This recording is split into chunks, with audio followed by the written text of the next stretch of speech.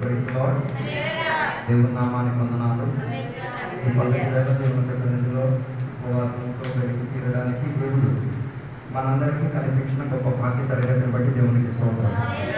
దేవుడు మనందరం కూడా దీవించునుగాక, ఆశీర్వదించి నడిపించు తీరడానికి దేవుడు మనల్ని సహాయపడి తీరునుగాక. పగటి వేళ దేవుడు మనల్ని ఆశీర్వదించడానికి, దీవించి తీరడానికి దేవుని సన్నిధిలో మనం ప్రార్థన సహకారంగా కూర్చుందాం.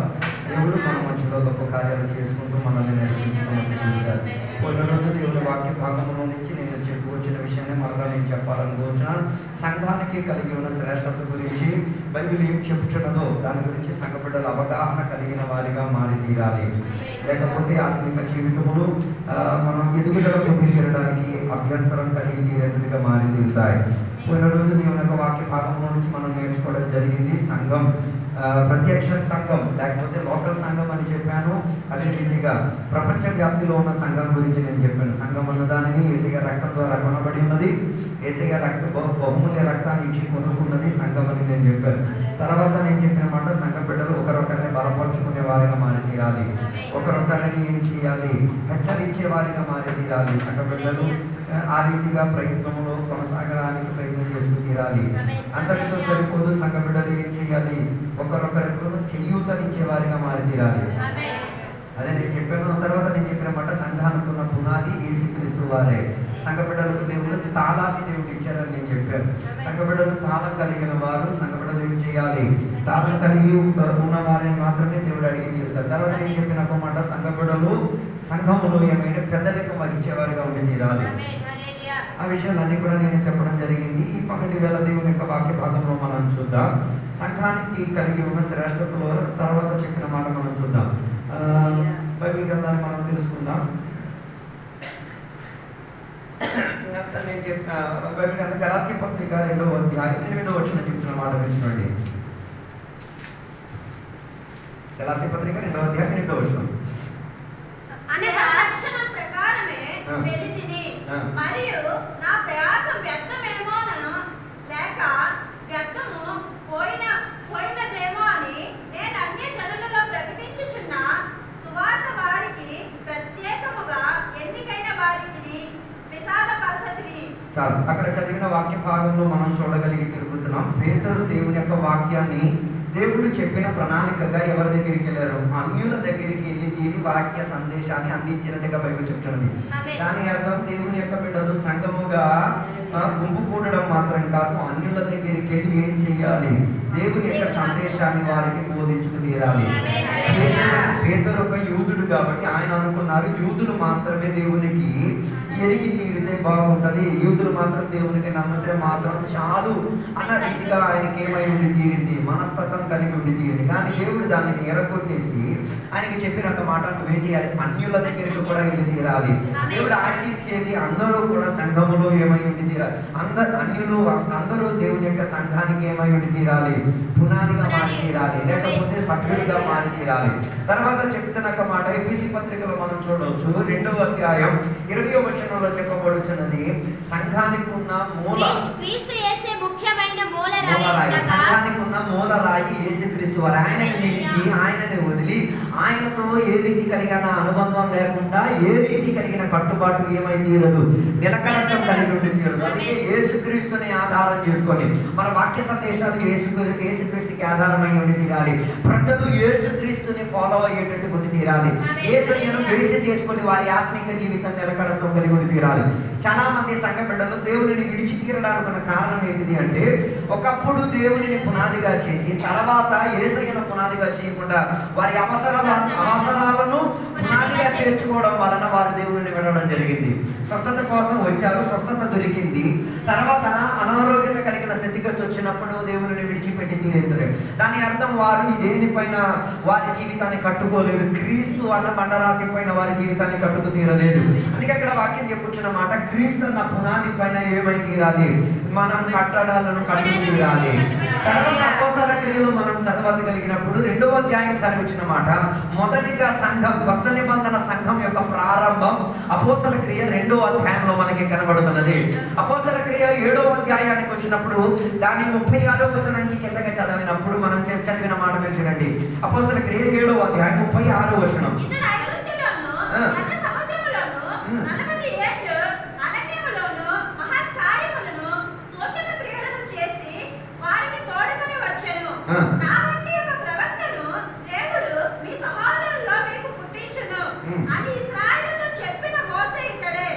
సీనాయి పర్వతము మీద తనతో మాట్లాడిన దేవదూతతోను మన పితరులతోను అరణ్యములో ఉన్న సంఘం. రెండు సంఘాల గురించి బైబిల్ చెప్తుంది. ఒకటి పాత నిబంధనలో ఉన్నది అరణ్యములో ఉన్న సంఘం. రెండవది కొత్త నిబంధనకు వచ్చినప్పుడు మనం చూడగలిగేది కొత్తగా ప్రారంభింపబడిన సంఘం అని చెప్పి అప్పుడు పాత నిబంధన భక్తులకు కూడా సంఘముగానే బైబిల్ ఏం చేసేది, ప్రకటించుకు తీరేది. కొత్త నిబంధనలో మనం కూడా సంఘముగానే పిలవబడి తీరేది. ఈ రెండు సమావేశం ఏమై ఉండి తీరాలి, ఒక్కటిగా మారి తీరడానికి ప్రయత్నం చేసుకు తీరాలి. అది లేదు, అన్యులు లేదు, స్వజనులు లేదు, తోటి వారు లేదు, ఏం లేదు, అందరూ ఒక్కడే ఏం చేయాలి, సంఘముగా కలిసి తీరడానికి దేవునికి ప్రయత్నం చేసుకు తీరాలి. ఇక మనం చూద్దాం సంఘానికి కలిగి ఉన్న పేర్లు ఏంటో మనం చూద్దాం. అపోస్తల కార్యము 4వ అధ్యాయం 32వ వచనాన్ని మనం చదివినప్పుడు అక్కడ చెప్పిన మాట విశ్వాసం చెందిన వారు, లేకపోతే విశ్వాసి అన్న మొదటి పేరు. ఎవరు విశ్వాసి అంటే ఎవరిని విశ్వసించుకు తీరాలి, యేసయ్యను విశ్వసించుకు తీరాలి. వారిని సంఘం అని పిలిచేది. సంఘం అని పిలిచేదంటే విశ్వసించిన వారి ఏమై ఉంటుంది, వారి హృదయము మనసు ఒక్కటై ఉండి తీరాలి. అట్లాంటి వారిని విశ్వాసి అని పిలిచేది. నీ హృదయము మనసు ఒక్కటి కాకపోతే దాని అర్థం నువ్వు సంఘము కాదు, నువ్వు సంఘ బిడ్డవి కూడా కాదు, నువ్వు దేవుని కాదు నమ్మేది ఇంకెవరినో నువ్వు నమ్ముతున్నావు. అపోస్తల కార్యం 4:32 చెప్తున్న ప్రాంత ప్రకారంగా వారు ఒక హృదయమై ఒక మనసు అయి ఒకే రీతిగా వారు ఏం చేసుకునేవారు, సహవాసములు కూడి వచ్చేవారు. అందుకే వారు అన్ని విషయాన్ని పంచుకోగలిగితేరా, అన్ని విషయంలో సర్దుకోగలిగితేరా, అన్నిట్లో వారు ఏమై తీరారు, ఒకే స్థాయిలో వెతకడం కలిగి తీరింది. వారిని విశ్వసించిన వారిని పలికేది.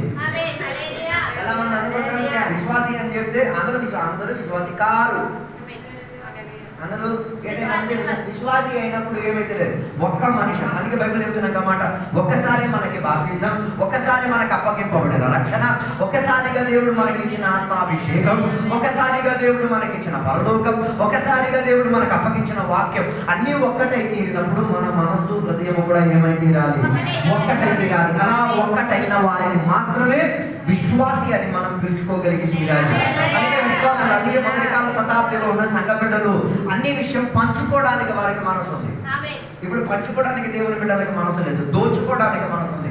ప్రార్థనలో దోచుకుంటున్నారు. అందుకే వారి ప్రార్థన విషయానికి మాత్రమే అధిక ప్రాధాన్యత, మిగతా వారి ప్రార్థన విషయానికి ఏముండదు. ఈ ప్రార్థనలు ఒకడు రోగిగా దుఃఖాక్రాంతుడై వేదన పడి ఉన్నప్పుడు తన ఇంటికి వెళ్ళి ప్రార్థన చేసేటట్టుగా ఉన్న మనసు లేదు. సంఘం అంతా స్వార్థకి వెళ్ళినప్పుడు కొందరు మాత్రం స్వార్థకి వెళ్ళి కొందరు మాత్రం స్వార్థని ఎగ్గొట్టేసి అయినప్పుడు కూడా వారికి ఏం కావట్లేదు, అనిపించట్లేదు. విశ్వాసుల గుంపు ఏమై తీరాలి, ఒక్కటై ఉండి తీరాలి, ఒక హృదయం ఒక మనసు. అందుకే ఈ పగటి వేళ నువ్వు విశ్వాసి అని పిలువబడుతున్నావు అంటే నీ హృదయం సంఘం పట్ల ఒకటై ఉండి తీరాలి. దేవుని ఆత్మ పట్ల మనం ఒకటై ఉండేది, ఆరాధన పట్ల మనం ఒకటై ఉండి తీరాలి. దేవుని కొరకు పరిచర్య చేసే దానిలో ఒకటై ఉండి తీరాలి. దేవుని కొరకు భోజనం చేస్తే ఒకటై ఉండి తీరాలి. దేవుని కొరకు ఆరాధన చేస్తే ఒకటై ఉండి తీరాలి.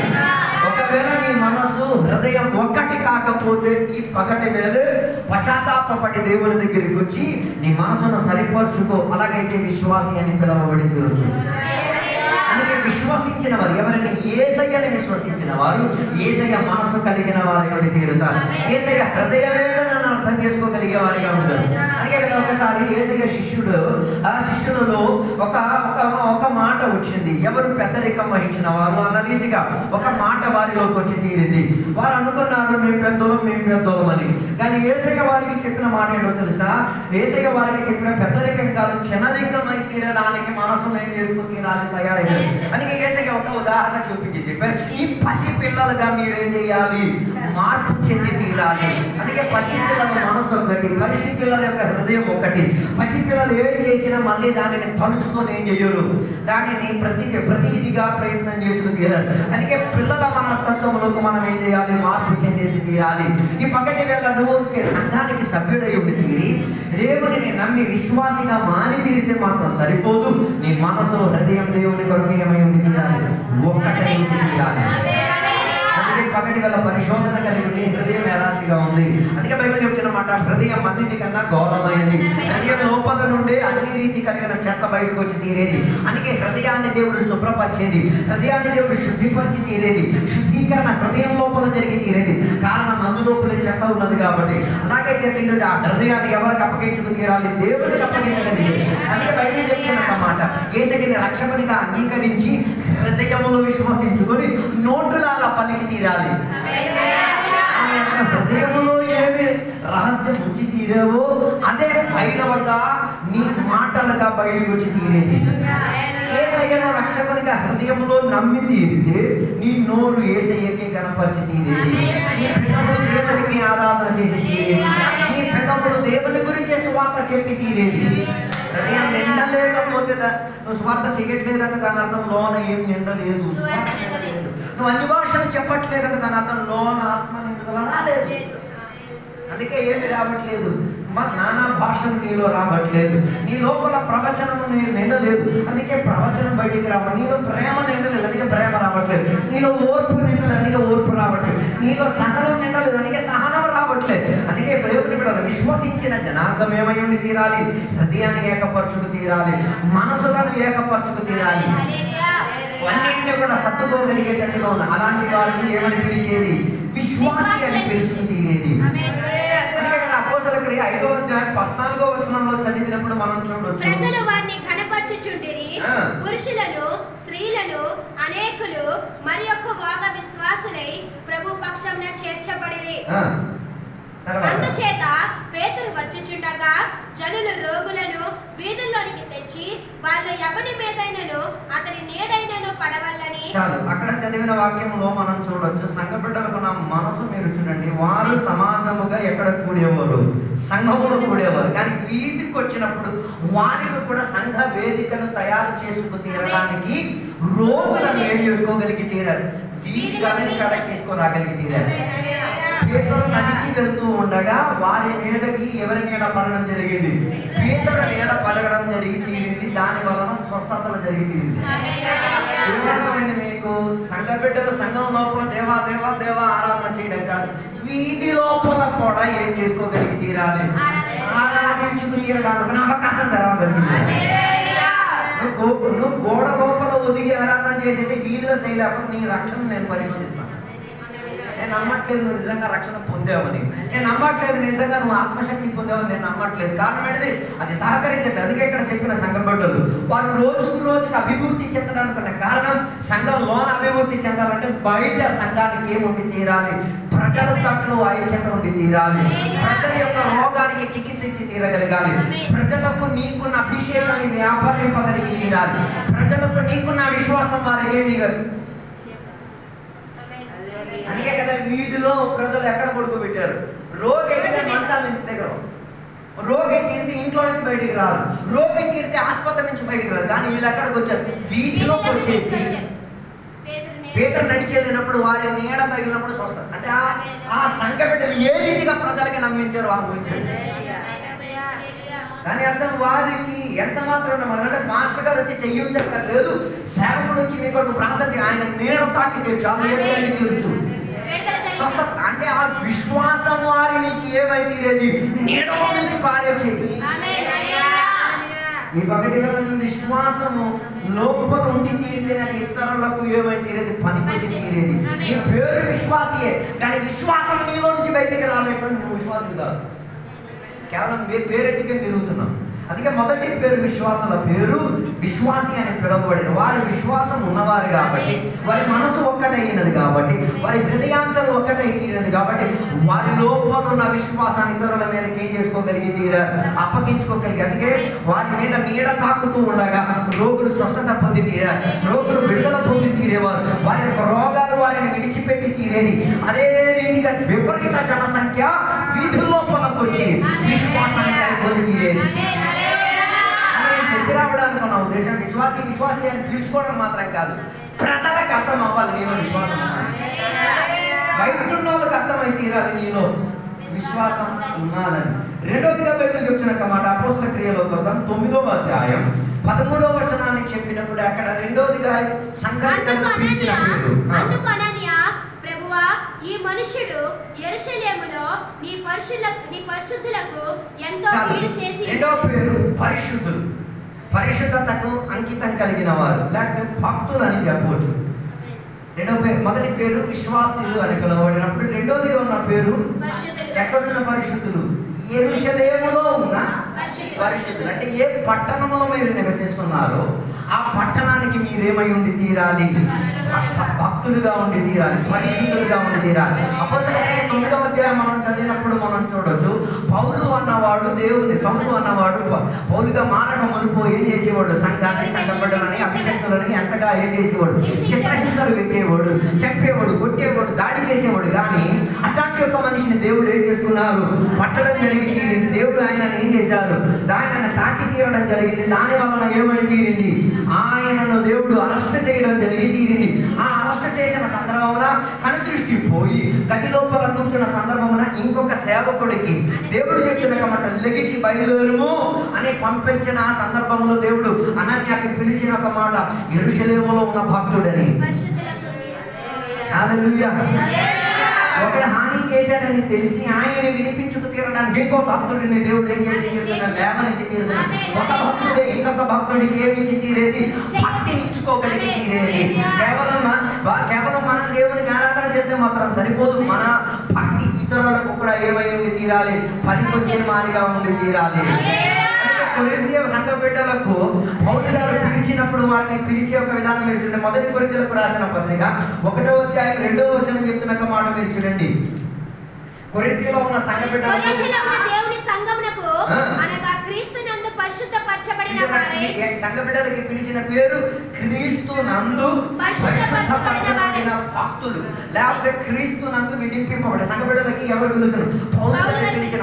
దాని అర్థం క్రీస్తు నుంచి వేర్పరిచిన వారని, క్రీస్తు వారిలో పరిశుద్ధతకు అంకితమై ఉన్న వారని, ఎవరికి సేవకుడు విశ్వాసాల గురించి అభిమానంతో చెప్పగలిగింది. భక్తుడు అన్న పదం బయటోడు మాత్రం చెప్పడం కాదు, సంఘ కాపరి గురించి, సంఘ కాపరి గురించి కూడా నీ గురించి ఏం చేయాలి, భక్తి అని ఉన్నవాడని, ఆయన దేవునికి నమ్ముతున్నవాడని, ఆయన దేవుని ద్వారా పరిశుద్ధత చెందినవాడని సంఘ కాపరి కూడా ఏం చేయగలి, సాక్ష్యం ఇచ్చుకోగలిగి తీరాలి. అందుకే ఈ కాలంలో దేవుని బిడ్డలకు ఏం లేదు, పరిశుద్ధత లేకుండా జీవిస్తున్నాం. భక్తుడుగా దేవునికి ఏం చేయలేదు, పరిచయం చేయలేకపోతున్నాడు. ఉన్న గుంపు ఇంట్లో కూర్చున్నారే తప్ప దేవుడు వారికి ఏం చేయలేదు, వారి భక్తికి ఆధారపడి తీరేంతటిగా ఇతరులను విడిపించుకు తీరడానికి దేవుడు ఏం చేయలేదు, పంపించటం లేదు. అందుకే పౌలు సేవ లాంటి ఎందరో దేవుడు పట్టుకున్నారు, కానీ అనన్య లాంటి వాళ్ళు ఏం చేయలేకపోతున్నారు, ఎప్పుడో చెప్పలేకపోతున్నారు. అంటున్నారో లేదా నాకు కేవలం గుంపులో కూర్చొని దేవుని స్తోత్రం అదే లేదు, దానివల్ల ప్రయోజనం ఏంట్లేదు. ఒక ఉపవాస ప్రార్థన కోడికలో సంఘంలో కూర్చున్న సందర్భమున దేవుని యొక్క దాసుకి దేవుని యొక్క ఆత్మ ప్రేరేపణ చేశారు. ఏమని, కొండ తుమ్మిగూడలో ఒక సహోదరుని దేవుడు ఏం చేస్తాడు, తాకుతారని. సంఘ బిడ్డలే నమ్మలేకపోయారు, తోటి కూర్చున్న సంఘ బిడ్డలు ఏం చేయలేకపోయాడు. ఆ భాషగా బోర్డు చెప్తారులే, నమ్మలేకపోయారు. కానీ ఆ వారము లోపల దేవుడు ఏం చేశారు, ఆ ఫలానా కుటుంబాన్ని దేవుడు దర్శించడం జరిగింది. వారు దేవుడిలో లేరు, రక్షణ జీవితంలో లేరు, అది నా విషయం కాదు. నేను చెప్పొచ్చే మాట, ఆ రీతి కలిగిన భక్తి ప్రజలకు ఏమైంది తీరేది, ప్రయాణమైంది తీరేది. అందుకే రెండోదిగా పిలవబడిన మాట భక్తుడు, లేకపోతే పరిశుద్ధుడు. మూడోదిగా చెప్పబడిన మాట సంఘ బిడ్డలకు పిలిచిన మాట అపోస్తలుల కార్యం 12వ అధ్యాయం 17వ వచనం చెప్తున్న మాట మీరు చూడండి. సహోదరుడు ఊరుకున్నవని వారికి చేసైగా చేసి ప్రభు తన చెరసాల నుండి ఎలాగ తీసుకొని వచ్చానో వారిని వివరించి యాకోబునకు సహోదరులకును, సహోదరుడు అన్న పదం అక్కడ వాడబడింది. మూడోదిగా సంఘ బిడ్డలకి ఏమని పిలవబడుతున్నది, సహోదరుడు. అంటే సంఘం ఒక ఫ్యామిలీ, సంఘం ఒక కుటుంబం, ఒక రక్తం ద్వారా కనబడి ఒకే ఇంటికి చేరుతున్నప్పుడు మనం ఎవరం, ఫ్యామిలీ, ఒక కుటుంబం. అది అక్కడ జరిగిన మాట, చెరసాలలో నుంచి దొరికిన విడుదలను తెలియపరుచుకు తీరడానికి ఏం చేశాడు, సహోదరుల దగ్గరికి ఆయన పరిగెట్టుకు తీరాడు. దాని అర్థం సంఘ బిడ్డలుగా ఉండడం మాత్రం కాదు, ఒక సాహోదర్య బంధంలో ఉండి తీరాలి. అందుకే సహోదరుని పిలిచేది, అది కేవలం ఉంటుందే చాలా మంది పిలిచేది. సహోదరుడని పిలిచినప్పుడు అన్ని విషయంలో మేమేమై తీరాలి, సాహోదర్య బంధాన్ని పెట్టుకు తీరగలిగి తీరాలి. కొందరికి ఆ సాహోదర్య బంధం, అందుకే ఆదివారం గుంపుగా మారి తిరుగుతున్నారు. వాళ్ళకి ఏం అక్కర్లేదు, ఫ్యామిలీ రిలేషన్ అక్కర్లేదు. నీవు సంఘములో ఫ్యామిలీ రిలేషన్లోకి రాలేకపోతే భవిష్యత్తులో నువ్వు దేవుని విడిచిపెట్టతావు. అది సునిశ్చితం, వాస్తవం. అది దాంట్లో పెద్ద తేడా ఏం లేదు. సంఘ కాపరి నీకు తండ్రిగా, సంఘ బిడ్డలు నీకు సహోదరులుగా నువ్వు అంగీకరించలేకపోతే నువ్వే నీ గోతు నువ్వు నమ్ముకుంటున్నావు. అందుకే చాలా మంది విశ్వాస జీవితంలో ఏం చేసుకోలేకపోతున్నాడు, పాలు పంచుకోలేకపోతున్నాడు. ఒక ఇంట్లో ఒక శుభకార్యం జరిగి తీరితే ఫ్యామిలీ మొత్తం ఉండదు అక్కడ. నువ్వు లేవు అంటే దాని అర్థం నువ్వు ఆ ఫ్యామిలీకే చెందినవాడు. బైబిల్ దానికి ఒక మంచి దుర్బీజులు, ఇల్లిటిమేట్ సన్స్ అండ్ డాటర్స్.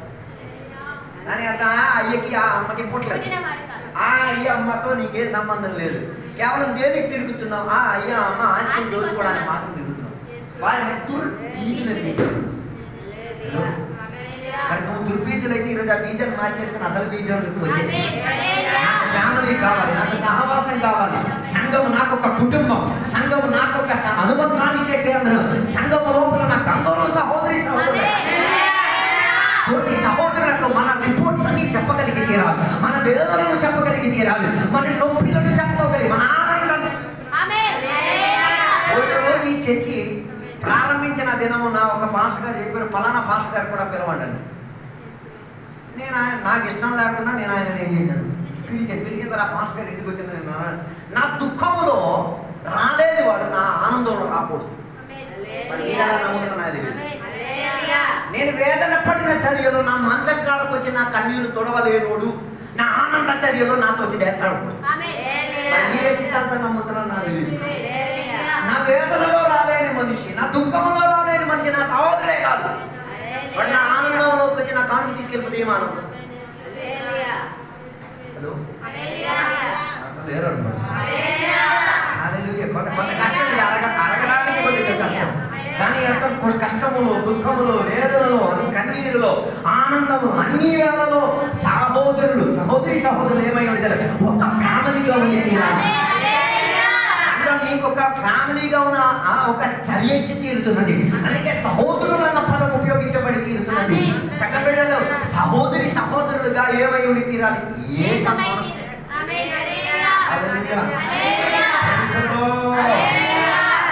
సహోదరులు ఎప్పుడు కలిసే ఉండి తీరుతుంది. అందుకే ఆస్తి విషయంలో మాత్రం కాదు,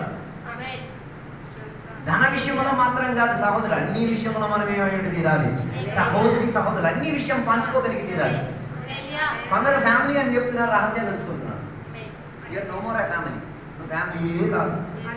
మీ నాన్నకు నువ్వు చెప్పలేని రహస్యం నువ్వు దాక్కున్నావు అంటే మీ నాన్నకి వెనకాల నుండి కత్తిపొడి చెవుడు నువ్వే.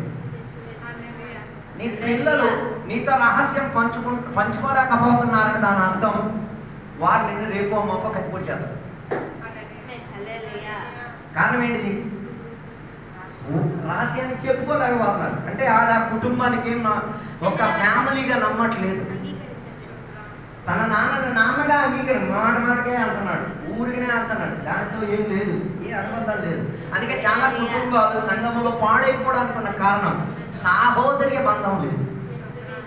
అందుకే మొదటి శతాబ్దంలో ఉన్న సంఘబిడ్డలు సహోదరులు కలిసినప్పుడు సహోదరులు అని పిలిచేవారు, బ్రదర్స్ అని పిలిచేవారు, సహోదరులు అని పిలిచేవారు. మన సంఘాలు ఎలా పిలుస్తున్నాడు? పేరు పిలిస్తేనే తెలుసు, ఏ బంధం లేనట్టే. హలో, మొన్న రోజు ఇక్కడ చర్చిలో కూర్చున్నాడు ఒక సహోదరికి నేను సిస్టర్ అని పిలిచాను. సిస్టర్ అని పిలిచిన నాకు కాస్త ఆలోచన, ఇదేంటి నన్ను సిస్టర్ అని పిలుస్తున్నారు? అలాగే పిలవాలి, సిస్టరే, బ్రదరే. సహోదర్య బంధంలో ఆ పిలుపుకి ఏముంది? ప్రాధాన్యత ఉంది.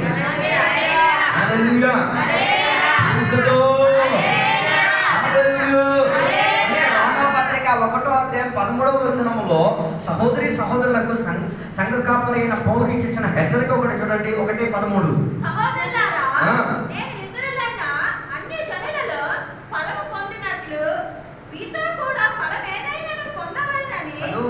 ఫ్యామిలీలో ఏముండి తీరాలి? ఫలం ఉండాలి.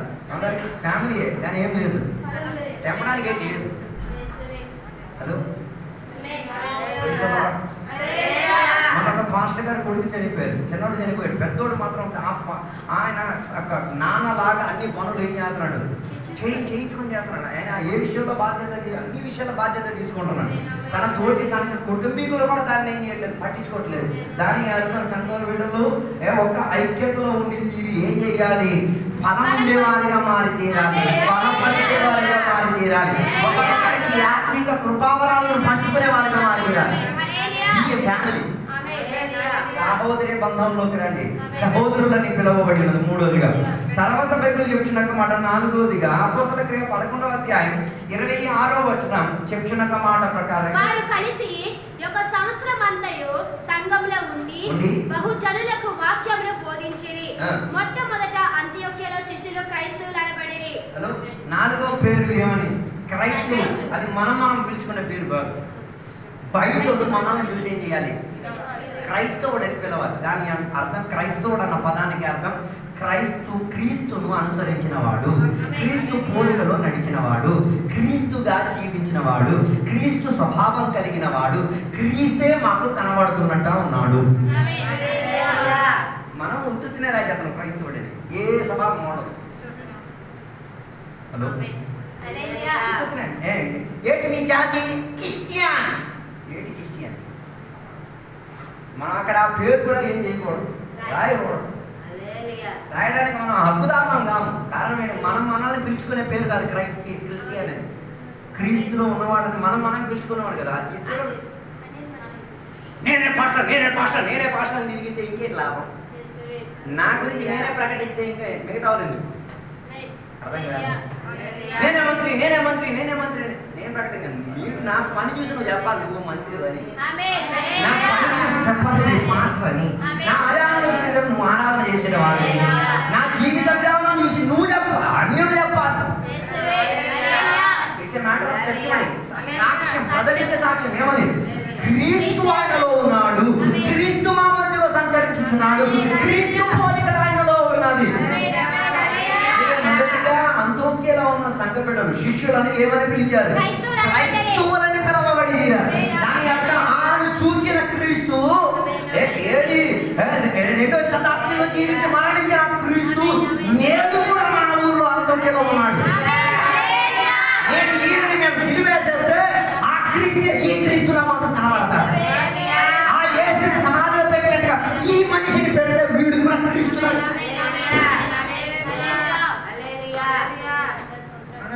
సిలువేసేస్తే మరుసటి రోజు మరి కనబడ సమాధి చేయడానికి పిలిచి కనబడ. దాని అర్థం నువ్వు ఎవరు కాదు.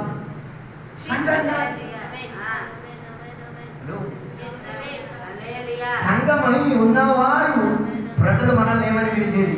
క్రీస్తు.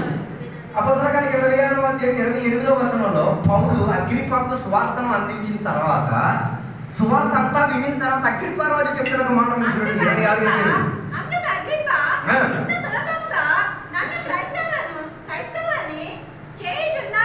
చూసావా? సందేశాన్ని చెప్పేసి క్రీస్తు పోలికలను చూపించేసి క్రీస్తుగా మార్చుకు తీరడానికి అవతల ఉన్న వ్యక్తికి ఏం చేస్తున్నాడు? వేదిక తయారు చేసిస్తున్నాడు. లేదనుకుంటా. అగ్రిప్ప రాజు దగ్గరికి వెళ్ళి, ఎందుకు అగ్రిప్ప రాజు దగ్గరికి వెళ్ళాడు? తన కేసు విషయాన్ని పరిహరించుకు తీరడానికి అగ్రిప్ప దగ్గరికి వెళ్ళి తన కేసు విషయాన్ని పరిహారం చేస్తూ ఉన్న సందర్భంలో స్వార్థ విషయాన్ని ఆయన ఏం చేస్తున్నాడు? చెప్పుకోవడానికి జరుగుతున్నది. స్వార్థలను చెప్పి క్రీస్తుని చూపించి క్రీస్తు పోలిక ఆయనలో కనబడింది. ఆయన అడుగుతున్నమాట, నన్ను కూడా నీవు క్రైస్తవుగా ఇంత త్వరగా మార్చుకు తీరడానికి ప్రయత్నం చేసి తీరుతున్నావా? దాని అర్థం సంఘం అయి తీరితే, యథార్థ సంఘంగా మారి తీరితే ఎవరినైనా ఏం చేయొద్దు? క్రీస్తు పోలికలోకి మార్చొద్దు, క్రీస్తు స్వభావం అనురూపించేది, క్రీస్తుగా మార్చి తీరొద్దు, క్రీస్తుగా శిలువ వేసి తీరొద్దు, క్రీస్తుగా సమాధి చేయొద్దు, క్రీస్తుగా పునరుద్ధానపరచు. అలాంటి వారిని క్రైస్తవుడని పిలిచి తీరు. నాలుగోదిగా పిలువబడిన పేరు క్రైస్తవుడు. 5వదిగా పిలువబడిన పేరు ఏంటంటే మార్కు సువార్తల పుస్తకం 13వ అధ్యాయం 27వ వచనం. 13:27. అప్పుడు ఆయన తన దూతలను పంపి భూమి అంతయు మొదలుకొని ఆకాశం వరకు 4 దిక్కుల నుండి తాను ఏర్పరచుకున్న వారిని పోగు చేయుచుండెను. 4వ పేరు ఏర్పరచుకోబడిన వారు, ఎలక్టెడ్ వన్స్. 5వ పేరు ఏర్పరచడం. అంటే చీర షాప్తో మీరు వెళ్ళండి, మీకు 100 చీరలు చూపిస్తాడు. 100 చీరల్లో ఒకటో రెండో మీరేం చేస్తారు, మిగతా అన్ని అనిపించలేదు, అది మీకు ఏది నచ్చలేదు, ఏది మీకు నచ్చిందో అది మాత్రమే మీరేం చేసుకునేది, ఎందుకు తీరేది. అదే రీతిగా దేవుడు మనల్ని ఏం చేసుకున్నారు, ఎంచుకున్నారు. ఎందరో భూమిలో ఉన్నారు, ఎందరో మంచి వాళ్ళు ఉన్నారు, ఎందరో శ్రేష్ఠులు ఉన్నారు, ఎందరో ఉన్నారు. వారి మధ్యలో దేవుడు మనల్ని ఏం చేసుకున్నారు, ఎన్నిక చేసుకొని ఎంచుకుని దాని ద్వారా దేవుడి ద్వారా ఎన్నికలో ఉంచిన వారు. నాయకుల కన్నా ఒక ప్రత్యేకత ఏంటో తెలుసా, ప్రజలే వారిని ఏం చేసింది, ఈ రోజు ఎన్నుకున్న అదే ప్రజలు రేపు అనుకుంటారు అక్కడ. హలో, దేవుడు అలా కాదు. ఎన్నుకున్న దేవుడు తన్నుకునే దేవుడు కాదు. ఎన్నుకున్న దేవుడు ఆయన ఎన్నికత్వాన్ని ఏం చేస్తాడు, నిలబెట్టుకోవడానికి ప్రయత్నం చేస్తాడు. ఎన్నిక పొందినవాడు ఆ ఎన్నికలో ఉండి తీరడానికి ప్రయత్నం తీరాలి.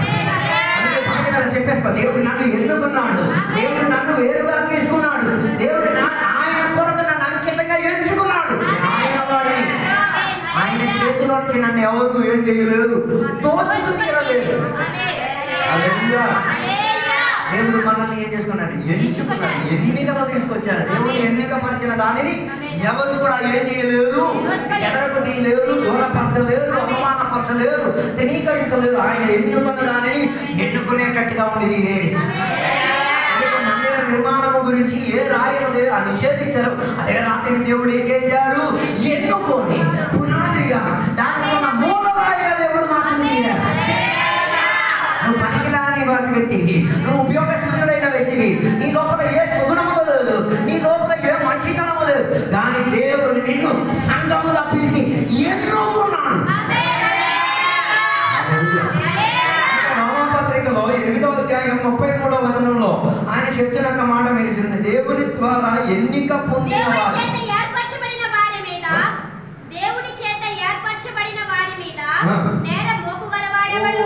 దాని అర్థం దేవుని చేత ఎన్నిక పొందిన వారి మీద ఎవరు ఏం చేయలేరు, సాతాను యొక్క పేరు ఫిర్యాదు చెప్పినవాడు, నేరాలు మోపినవాడు.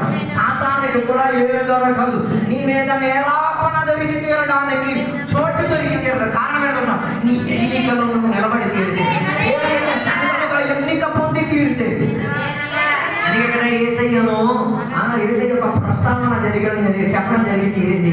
వ్యభిచారణ స్త్రీని పట్టబడిన సందర్భంలో నాలో పాపం ఉన్నదని ఎవరు మీ మధ్యలో ఏం చేసుకోగలిగి తీరేది, చెప్పుకోగలిగి తీరేది. అక్కడ ఉన్న మనుషులు ఎవరు రాకపోవచ్చు, కానీ సాధారణంలో మాత్రం ఏం చేయవచ్చు, పరిగెట్టి వచ్చి రావచ్చు, చెప్పవచ్చు. ఆ సందర్భంలో సాధారణ కూడా వచ్చి చెప్పలేదు. కారణం చూడలేదు ఆయన చెప్పడానికి. కారణం ఏంటిది, దేవుడి యొక్క ఎన్నికలో ఆయన ఉన్నాడు కాబట్టి. ఎన్నికలు భిన్నపరిచి తీరేటట్టుగా ఏమి తన జీవితంలో లేదు. అందుకే ఎవరు కూడా ఆయన ఏం చేసుకోలేకపోయారు, ప్రశ్నించలేకపోయారు.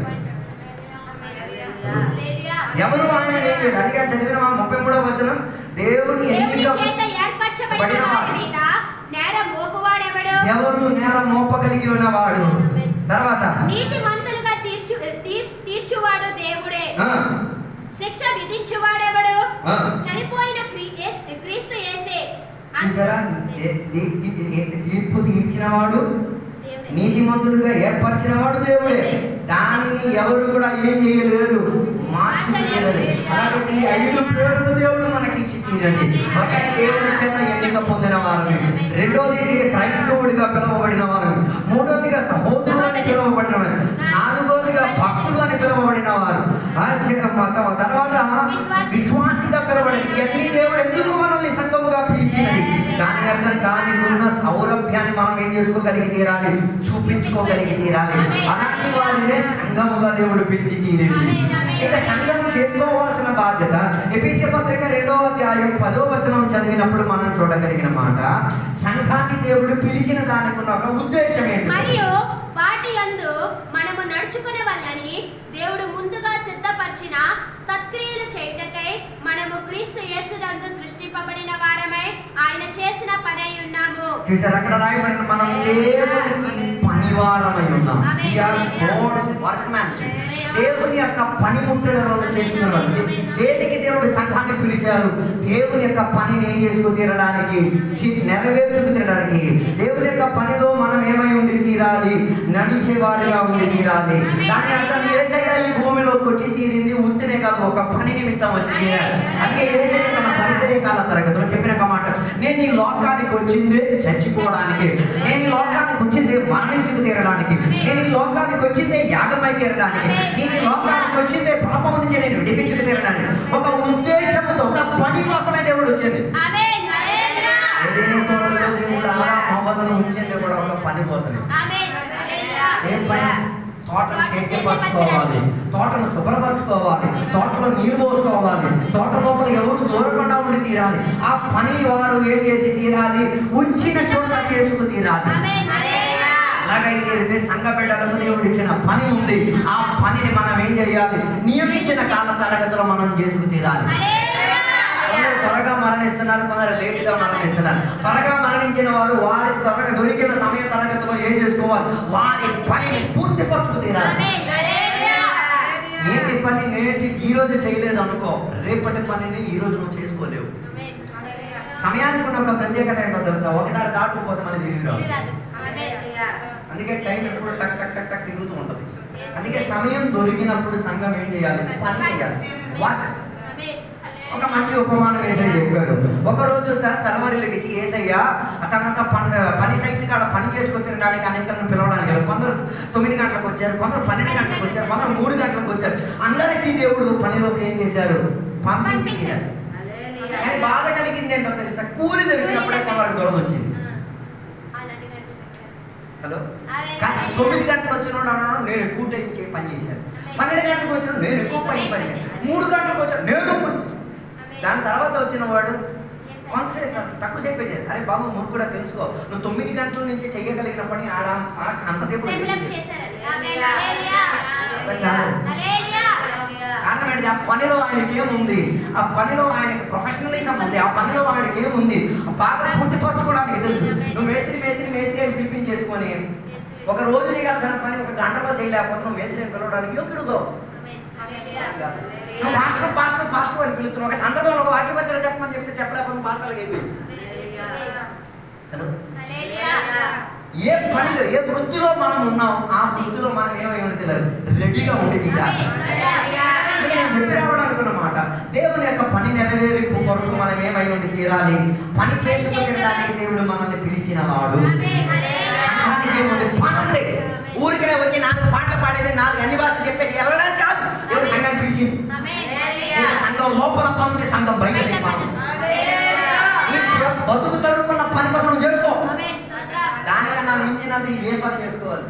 దేవుడు పని చేసుకోవాలి. ఆత్మను నువ్వు తేవాలి, భాస్కర్ తేవాలి. నువ్వు కొట్టరాయిగా బతికేసి భాస్కర్ మీద నిందన మోపేది నువ్వు పని, నువ్వు కాదు. పొలం నీకు ఇచ్చారు. అందుకే బైబిల్ చెప్తున్న మాట, మా తోట అంతా విస్తారంగా ఉన్నది, కోత కోసుకోవడానికి మనుషులు లేదు. కారణం దేవుడు నాటారు, విత్తనం నాటారు, వేశారు, మొరకనెత్తారు, అది ఎదుగొచ్చింది, ఫలం వచ్చారు కానీ ఏం లేదు. కోసుకునే మనుషులు అన్నారు, ప్రజలు లేదా? సంఘాలు కరువు ఇవ్వడానికి కారణం దిగట్లేదు మనుషులు పని చేయడానికి. పని చేయడానికి మనుషులు దిగితే ఏమైతే తీరవచ్చు? దేవుని యొక్క పని కొనసాగించుకో తీరుతుంది. అలాగైతే సంఘంలో ఉన్న మొదటి ప్రత్యేకత మనకి పని ఉంది. అంటే అక్కడ చెప్పిన ఇంకొక మాట అక్కడ చూడండి, మళ్ళీ 2వ అధ్యాయం 10వ వచనం చెప్తున్న మాట, మరియు వాటి యందు మనము నడుచుకున్న వల్లని దేవుడు ముందుగా సిద్ధపరిచిన సత్క్రియలు చేయటకై, ఏం చేయడానికి? గుడ్ వర్క్, మంచి క్రియలు చేసి తీరడానికి దేవుడు మనల్ని పిలిచించారు. ఎవరికి మంచి క్రియలు? సంఘ బిడ్డలకి మంచి క్రియలు, బయట ఉన్నోళ్ళకి కూడా మంచి క్రియలు. హల్లెలూయా. క్రియలు లేకపోతే మన విశ్వాసం వేస్ట్. అందుకే విశ్వాసం ఉంది ఉంది ఉంది అని చెప్పడానికి ఏంటి? వర్షం పడుతుందని విశ్వాసం, గొడుగు లేకపోతే ఏమన్నా కష్టం. వర్షం పడితే అని తెలిస్తే గొడుగు తెచ్చుకోవాలి. మరి విశ్వాసం ఉంటే మాత్రం సరిపోదు, ఏముండి తీరాలి? క్రియలు ఉండి తీరాలి. ఈ స్థలం కొనడానికి వచ్చిన సందర్భంలో ఎక్కడ ఏముండేది కాదు, రోడ్లు ఉండేది కాదు, ఎన్ని నిరుత్సాహ కరెంట్ ఉండేది కాదు. ఎన్నుండి అందరూ చెప్పారు ఉత్తయ్య ఎక్కడెక్కడ మనకి అనుకూలమైన కదా అంటే మనం అడుగు పెడితే మిగతా ఆటోమేటిక్ వస్తాయి. క్రియలు చేయడానికి ప్రారంభించుకోగలిగి తీరుతే వెనకాల జరగాల్సిన క్రియలు వెనక కనబడ తీరుతాయి. దేవుడు మనల్ని పిలిచిన మనం క్రియ కొరకు పిలవబడిన, మనం పని కొరకు పిలవబడిన సత్క్రియలు మనం ఏం చేసి తీరాలి, చేసేటట్టుకుండి తీరాలి. సత్క్రియలు ప్రజలకు కనబడి తీరాలి.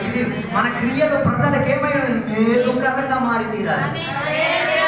చాలా మంది క్రియలు కరెక్ట్ లేదు. ఆదాము నివసించిన తోటలో సాతాను రావడానికి కారణం ఏంటిది? వర్కింగ్ లేదు, పనిచేసే బాధ్యత లేదు. వారికి తెలుసు వారికి మాత్రమే ఆ తోటలో ప్రవేశనకున్న అనుమతి ఉంది. వేరే ఇంకెవరికి అందులో ప్రవేశించడానికి ఏం లేదు, అనుమతి లేదు. వారికి అప్పగించిన బాధ్యత అది.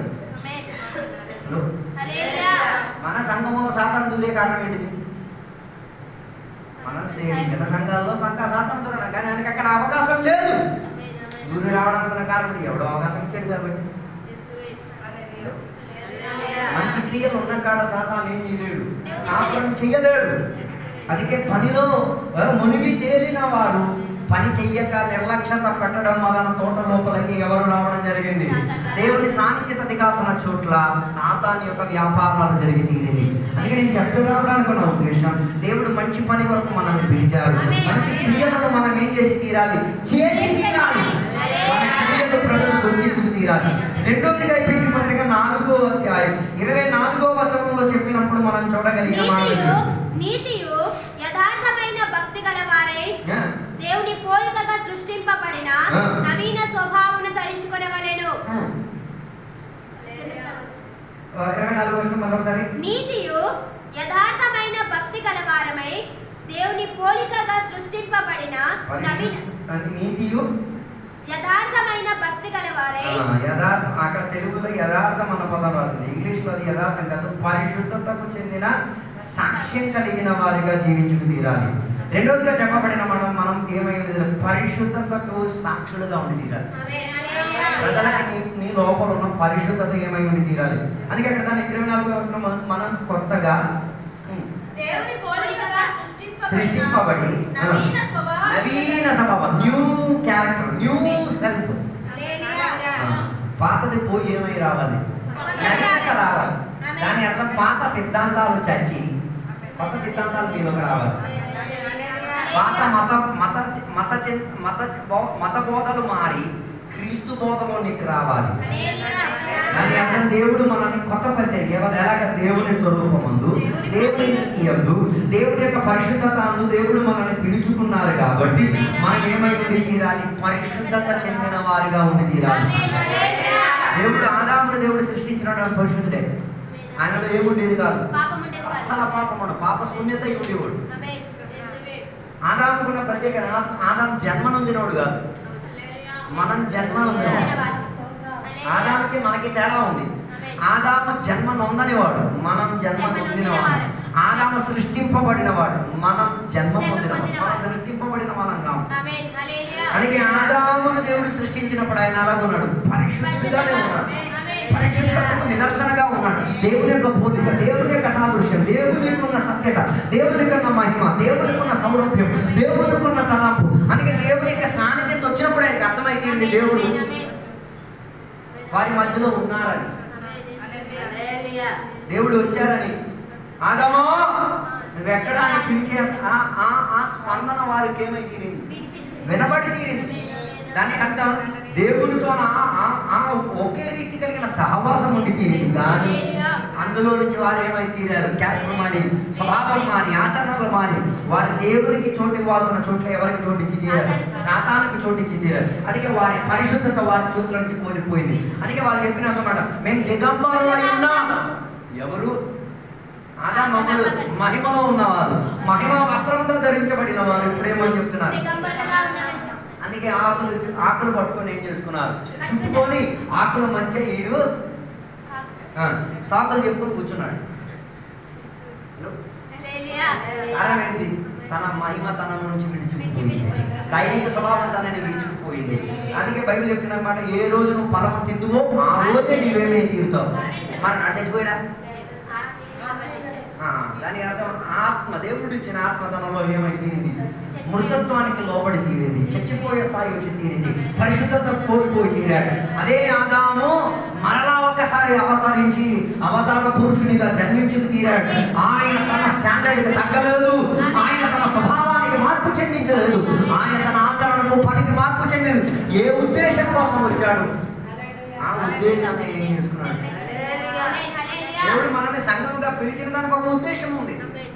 ఎందుకు? సంఘం బిడ్డలు ఏమై తీరాలి? విస్తారత చెంది తీరాలి. సంఘ బిడ్డల లోపల క్రియలు కనబడి తీరాలి. సంఘం నిండుబాటు కలిగి ఉండి తీరాలి. హల్లెలూయా. సంఘాలు ఇప్పుడు ఏమైపోతున్నాయి? జీరో అయిపోతున్నాయి. అంటే జీరో అయిపోతుంది. కారణం ఏంటిది? క్రియలు లేవు, పని చేసేవారు లేదు. అన్ని పని ఎవరు చేసుకోవాలి? పాస్టర్ గారు. ఆయనే ప్రార్థన చేయాలి, ఆయనే రావాలి, అన్నీ ఆయనే చేయాలి. ఇంకా మీరు ఎప్పుడు చేస్తారు? సంఘము లోపల నుంచి. అందుకే కదా సంఘము కూర్చొని ఆరాధన చేస్తున్న సందర్భంగా పరిశుద్ధాత్మ వారికి ఏం చెప్పారు? పౌరులు ఏం చేయాలి? దేవుని యొక్క పరిచర్య నిమిత్తం ఏర్పరచుకో. ఎందుకు నీ సంఘంలో జరగట్లేదు? దాని అర్థం దానికి పని చేసేసుకుని తయారయ్యేటటువంటి ప్రథమకాల సంఘంలో ఆహార విషయంలో ఇబ్బంది వచ్చినప్పుడు 7గురిని ఎంచుకోగలిగి తీరేటట్టుగా ఉన్న ఆత్మపూర్ణులు ఇంటి సంఘంలో. మిగతా వాళ్ళని దేవుడు ఎందుకు ఎంచుకోలేదు? కారణం ఏంటంటే వాళ్ళందరూ అభిషేకులే, వాళ్ళందరూ సంఘం నడిపించిన వాళ్ళే, వాళ్ళందరూ కూడా శ్రేష్ఠ పదవి పొందుకునేవారు. కానీ అతి చిన్న పని చేయడానికి కూడా వెనకాడలేదు. మనం చిన్న పని చేయమంటే నా చెప్తారు, మరి నీకు కాదు ఇంకెవరు చెప్పాలి? ఎవడో ఇంటికాడికి వెళ్ళి పార్టీగా పని చేయడం కన్నా అందరికి కనబడేటట్టుగా దేవుడు పని చేయడం బెస్ట్. కొందరు చెప్పారు మా ఊరు కాడికి వెళ్ళిపోతాం. ఆ ఊరు కాడికి వెళ్ళిపో, అక్కడికి వెళ్ళి చేసే పని పాకి చెప్పనే. నీకు ఇక్కడ పొలం అండి, నువ్వు ఇంకోటి పొలం కాడికి వెళ్తా దాన్ని పాకి చెప్పని కాబట్టి ఇంకేం పని అంటారు. నీ భాషలో చెప్తా అది పాసిపోయినది. నీకు పొలం ఉంది, నీకు ఆస్తి ఉంది, నీకు సంపద ఉంది, నీకున్న ఊరు కాడ నువ్వు తినలేక వేరే వాళ్ళు ఊరు పెడితే తిరుగుతున్నావు. దాని అర్థం ఏంటిది? వాడు కూడిపోయి బానిస. మరి అది తినే కాకుండా దేవుని ఎలా శుద్ధించగలుగుతున్నా నాకు తెలియదు.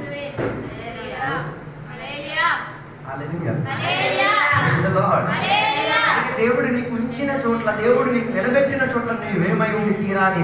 దేవుని యొక్క పోలికను చూపించిన పరిశుద్ధులుగా జీవించి తీరాలి. మూడవదిగా బైబిల్ చెప్తున్న మాట మనం చూద్దాం.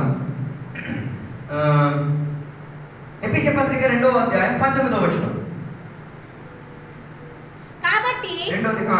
కాబట్టి మీరిక మీదట పరజనులను పరదేశులై ఉండక పరిశుద్ధులతో ఏక పట్టణస్థులను దేవుని ఇంటి వారినై ఉన్నారు. దేవుని యొక్క ఇంటి వారై ఉన్నారు. You are the member of God's kingdom. దేవుని యొక్క రాజ్య సంబంధి అయి ఉన్నారు. దేవుని యొక్క ప్రజలై ఉన్నారు. దేవునికి ఉన్న ఇంటికి ఏమై ఉన్నారు? ప్రాధాన్యత కలిగిన వారై ఉన్నారు. ఒక కాలంలో మనం ఎవరిని? అన్యులని, పరదేశులమి, ఏ రీతి కలిగిన సాంగత్యం మనకి దేవునితో ఉండేది కాదు. దాన్ని ఎప్పుడు యేసయ్యను అనేది రక్షకునికి అంగీకరించామో అప్పుడు మనం ఎవరైతీరాం? దేవుని యొక్క నాగరికత చెందిన ప్రజలైతీరాం. దేవుని యొక్క రాజ్యానికి ఉన్న నాగరికులైతీరాం. Citizens of God's kingdom. దాని అర్థం మీ నాగరికత్వం ఎక్కడుంది? పరలోకంలో ఉంది. నాగరికత్వం నీ పౌరస్థితి ఎక్కడుంది? దాని అర్థం నువ్వు జీవించేది లోకంలోనే, కానీ నీకున్న అసలు పౌరస్థితి ఎక్కడ? డ్యూయల్ సిటిజన్షిప్ ని మనం గుర్తుకునేది. 2 పౌరస్థితి. ఒకటి ఇండియా దేశానికి చెందిన పౌరస్థితి, రెండోది పరలోకానికి ఉన్న పౌరస్థితిని మనం ఏం చేసుకున్నాం?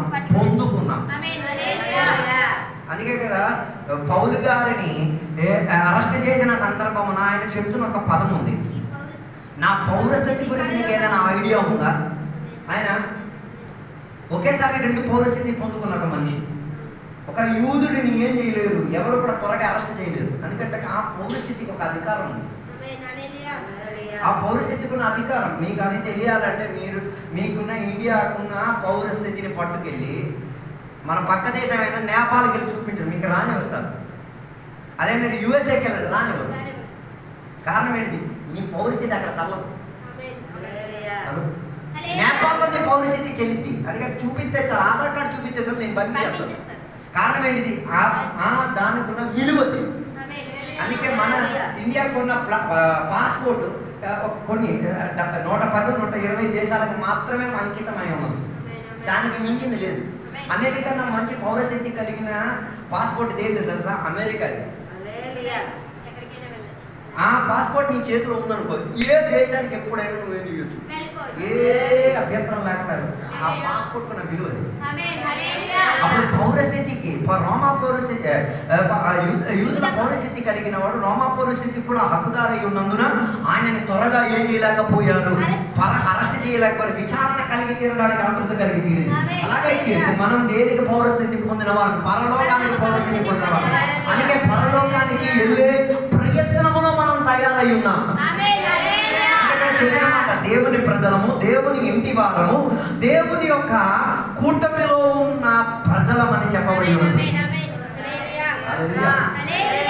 మామూలు ఇండియాకున్న పౌరస్థితి కొన్ని దేశానికి మాత్రమే ఓపెనింగ్ ఉంటే, పరలోక పౌరస్థితి పొందుకున్న నీవు ప్రార్థన చేసి అడగలో పరలోకాన్ని పరలోకంలో నుంచి కేవలమే కొంత దిగిరాగలిగింది. దాని వల్ల పరలోకానికి ఉన్న పౌరస్థితి నీ చేతిలో ఉంది. సిటిజన్షిప్ ఉన్న విలువ మనకు తెలియట్లేదు. ఎప్పుడు తెలిసి వచ్చేది తెలుసా? మీరు విదేశాలకు వెళ్ళండి, అప్పుడే మీకు ఉన్న విలువ తెలుస్తుంది. లైన్లో నిలబడాల్సిన పరిస్థితి రాదు. మంచి సిటిజన్షిప్ ఉన్నా అనుకోండి, ఆ విషయంలో మీకు తిన్నగా పంపించారు. మన ఇండియాలో జరిగిన ఒక విషయం, మన ఇండియాలో వచ్చి సేవా పరిచయం చేసిన సేవకుడు గ్రాహం శ్రీను తన పిల్లలను కాల్చివేసే సందర్భంలో ఆయనను విచారణ వేదిక మీద ఆస్ట్రేలియన్ పౌరస్థితి కలిగిన కొందరు వచ్చి కూర్చొని ఉన్నారు. ఎందుకు వచ్చి కూర్చున్నారు తెలుసా? వీళ్ళేమి విధి ప్రస్తావిస్తారో చూద్దామని. భయపడిపోయారు. మన గవర్నమెంట్ భయపడిపోయింది. ఎందుకు? ఎక్కడ న్యాయవిధి ఇచ్చేవాళ్ళు న్యాయాన్ని సరిగ్గా ఇవ్వలేదు అనుకో, వీళ్ళు తిరిగి ఇచ్చేసారు అనుకో, వీళ్ళు దేశం నుంచి ఒక్కరు కూడా అక్కడికి ఏం చేయలేదు, ఎంట్రీ ఇచ్చుకోలేదు. మనకి పౌరస్థితి గురించి ఏ గుడ్డు అర్థం కావట్లేదు. పౌరస్థితి గురించి అర్థం చేసుకున్న వాళ్ళు ఆ పౌరస్థితికి విలువిచ్చుకు తిరుగుతారు. మనం ఈ దేశానికి చెందిన వాళ్ళని, ఈ దేశానికి మనం ఏమై ఉండాలి, రుణపడే కట్టుకుంటారు. కొందరు ఈ దేశానికి కనుక తినే వాళ్ళ ఉన్నారు. కరెంటు వాడతారు, కరెంట్ బిల్ కట్టరు. హలో, నీళ్ళు తాగేస్తారు, నీళ్ళు బిల్ కట్టరు. హలో, ఈ దేశంలో ఉంటారు, ఇన్సూరెన్స్ చేసుకో, బండి వేస్తారు. నువ్వు ఈ దేశానికి టెర్రరిస్ట్ కన్నా హీనం. టెర్రరిస్ట్ కనీసం తుపాకీ పెట్టుకుని వచ్చి చెప్తా, నేను చంపుతున్నాను, నువ్వు చెప్పకుండా తుపాకీ ఎత్తి ఇంకేస్తావు. నాతో ఉన్నారు. అలా కొనేస్తావు, 10 లక్షలకు కొనేస్తావు, చెప్తావు 2 లక్షలకు కొనుక్కున్నాను, తర్వాత అల్లె చెప్తున్నావు. టెర్రరిస్ట్ కన్నా హీనం నువ్వు. కారణం ఏంటిది? దేశం నువ్వేం చేస్తున్నావు? ఆ పౌరస్థితిని వాల్యూ లేకుండా చేసేస్తున్నావు. దేశంలో ఉన్న వ్యవస్థ ఏమి ఇచ్చుకోకూడదు, కట్నం ఇచ్చుకోకూడదు, ప్రభుత్వ నియమం అది. నువ్వు ఇచ్చేసుకొని అల్లె శక్తిమయమా, నువ్వే పెద్ద టెర్రరిస్ట్. నీకన్నా ఘోర టెర్రరిస్ట్ ఇంకోటి లేడు. ప్రభుత్వానికి ధిక్కరించేసుకొని మా ప్రభుత్వానికి ఉన్న విలువను ఏం చేస్తున్నాం? అదో అందుకే అరెస్ట్ చేసేది. రైల్వే ట్రాక్ ఉంది కదా, రైల్వే ట్రాక్కి వెళ్ళి ఆ రైల్వే ట్రాక్ ఎరగొట్టేసారు. 5 సంవత్సరాలు కూర్చుంటారు. దేనికదానికి ఇంకేమన్నా ఎరగొట్టండి. మన రాయలసీమలో పాస్కర్ రైల్వే ట్రాక్ లో ఉన్న ఆ డివైడర్కి వెళ్ళి కూర్చోడం వల్ల తన బండి దానికి వెళ్ళలే. రైల్వే ఆ కేసుని ఏం చేసుకుంది, అండర్టేక్ చేస్తుంది. తర్వాత ఎన్ని సతమతం ఆడిన తర్వాత ఆ కేసుని ఆయన ఏమిచ్చాడు. ఆ ఇండియన్ పౌరస్థితికి అంత బలం ఉంది. అలాగన్నప్పుడు నువ్వు పరలోక పౌరస్థితి పొందిన వాడు. సంఘం ఈ లోకానికి అందుకే బైబిల్ చెప్తున్నాడు, ఈ లోకం నాకు వద్దు, ఈ లోక ఆశలు నాకు వద్దు, ఈ లోకంలో ఉన్న తలాంతులు నాకు వద్దు, ఈ లోకాన్ని నాకు వద్దు. కానీ ఈ కాలంలో సంఘపడ్డారు ఎక్కడ ఉంటారు, అక్కడ ఉంటారు, టింగ్ టాంగ్ లా బతుకుతారు. ట్రైన్లో ఒకటి సపోర్ట్ కొట్టుకుని ఉంటారు, వాళ్ళ బతుకుతారు. అసలు వాళ్ళ ఎవరో ట్రైన్ కూర్చున్న వాళ్ళ ఎవరో. పౌరస్థితి మీద పరలోకం అయితే దానికి తగ్గట్టుగా, దాని స్టాండర్డ్కి తగ్గట్టుగా జీవించాలి. లోకం నాకు వద్దు, లోకంలో ఉన్న సరుకులు నాకు వద్దు, లోకంలో ఉన్న వ్యవస్థలు నాకు వద్దు, నాకు ఆధారం అయితే పరలోక వ్యవస్థకి ఆధారమే. అందుకే వాక్యానుసారంగా జీవించండి అని చెప్పింది. ఈ పౌరస్థితి ఆ పౌరస్థితి పొందుకున్న వారు ఈ పౌరస్థితికి ఉన్నట్టుగా జీవించి తీరుతారు. ఆభరణం తీయమంటే తీయడమే, అంతే. దానికి నీకు ఇష్టమో నీకు కష్టమో అర్థం. లోకంలో ఉన్న పౌరస్థితి మనం కొనుక్కోవచ్చు. యేసయ్యలో ఉన్న పౌరస్థితి కొనుక్కునేది కాదు. యేసయ్యలో ఉన్న పౌరస్థితి విశ్వసించి అంగీకరించి ఒప్పుకొని చెప్పాలి. నేను దేవుని యొక్క ఇంటి వారని. రైట్? దేవుని ఇంటి వారనే ఉన్నారు.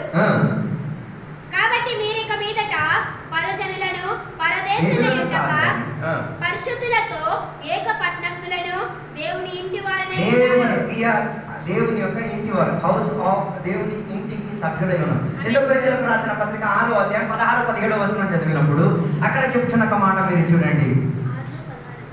16-17 2 కొరింథీ 6:16 దేవుని ఆలయానికి విగ్రహములతో ఏం పొందిక what agreement is between temple of God and idols. తర్వాత మనము జీవము గల దేవుని ఆలయమై ఉన్నాము. అందుకు దేవుడు ఎలాగో సెలవిచ్చుచున్నాడు, నేను వారిలో నివసించి సంచరించును, నేను వారి దేవుడై ఉందును, వారు నా ప్రజలై ఉందురు. కావున చాలు అక్కడ చెప్పిన వాక్య భాగంలో 2 రీతి కలిగిన కేటగిరీ. ఒకటి దేవుని యొక్క ఆలయము, విగ్రహాలయం. 2 రీతి కలిగిన, ఒకటి దేవుని యొక్క ప్రజలు, రెండోది దేవుని కాని ప్రజలు. అలాగైతే క్రైస్తవులు దేవుని బిడ్డలుగా పిలువబడిన వారు ఎవరై ఉండి దేవుని ఆలయముగా మారి తీరాలి, దేవుని యొక్క ప్రజలుగా మారి తీరాలి. ఇప్పుడు మనం ఈ దేశానికి ఉన్న ప్రజలని, మనకేముంది? ఓటర్ కార్డు ఉంది, ఐడి కార్డు ఉంది, అది కార్డు ఉంది. ఇవేమి లేనోడు ఏ దేశానికి చెందినోడు? ఏ లేనోడు ఉన్నాడు? ఇప్పుడు వీళ్ళకి ఏమైనా ఉంది ఆధార్ కార్డు, అదే దేశానికి చెందినోడు. మీ పిల్లలే, వాళ్ళకి ఏం లేదు, ఒక ఆధార్ కార్డు లేదు, ఒక పాస్పోర్ట్ లేదు, ఒక ఓటర్ కార్డు లేదు, అదే దేశానికి చెందినోడు. పరిగణలోకి రాలేదు. ఈ దేశంలో ఉన్న వాళ్ళకి కానీ ఏం రాలేదు. ఈ దేశ అంగీకరణ. అందుకే మీరు ఏం చేసేది? ఆధారాలు చూపించేయండి, ఈ దేశంలో పుట్టాడని. అందుకే బర్త్ సర్టిఫికేట్ చూపిస్తారు. రెండోది తల్లిదండ్రులు అన్న రుజువు చూపించాలి. రెండోది నీ పెళ్లి సర్టిఫికేట్ చూపించాలి. అవన్నీ కడితేనే వీళ్ళు ఏం చేసేది? మందన్ని ఇదేమి ఇచ్చేదేమో. హలో, మనం ఈ ఇండియాకు ఉన్న ప్రజల మంది రుజువుపరిచి తీరితే జన్మించినప్పుడు ఇక్కడ రిజిస్టర్ చేయాలి, మరణించినప్పుడు ఇక్కడ రిజిస్టర్ చేయాలి. అందుకే మా అమ్మ చనిపోయిన రోజే నేను రిజిస్టర్ చేయాలి. కారణం ఈ దేశానికి నాకు ఒక హక్కు ఉంది. ఈ దేశానికి నేను రుణపడిన వాడిని. మొదలు పెళ్లి చేసుకునే దేనికోసం? గవర్నమెంట్ నుంచి ఏంటి దొరకడానికి. ఏం దొరకడానికి? గవర్నమెంట్ నుంచి వాళ్ళకి ఏం దొరుకుతుంది? డబ్బులు దొరుకుతాయి. ఎందుకంటే డబ్బులు దొరుకుతున్నారు తెలుసా? ఇక్కడ రిజిస్టర్ చేసుకోవడానికి. ఈ దేశానికి ఉన్న ప్రజలను మీకు గుర్తించుకు తినడానికి.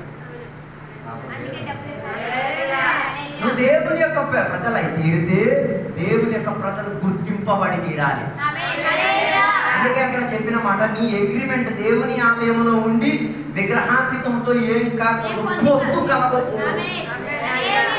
దేవుని ఆలయంలో ఉంటే కొందరు విగ్రహారాధన చేయాలి. మనం విగ్రహారాధన చెప్తే దేవుడు కాని దానిని నువ్వు దేనిని సేవించిన అది నీ విగ్రహమే. దేవుడు కాని దానిని దేనిని అధికంగా ప్రేమిస్తున్నావో అది నీ విగ్రహమే. దాన్ని నువ్వు మొక్కుతున్నావు అని అర్థం. దేవుని యొక్క ప్రజలు ఎవరిని మొక్కి దేవుని ప్రజలు అయితే తీరితే దేవుని తప్ప ఇంకెవరిని ఏం చేయకూడదు, సేవించకూడదు, ఆరాధించకూడదు అనేది కొందరికి వేదన కలిగేది.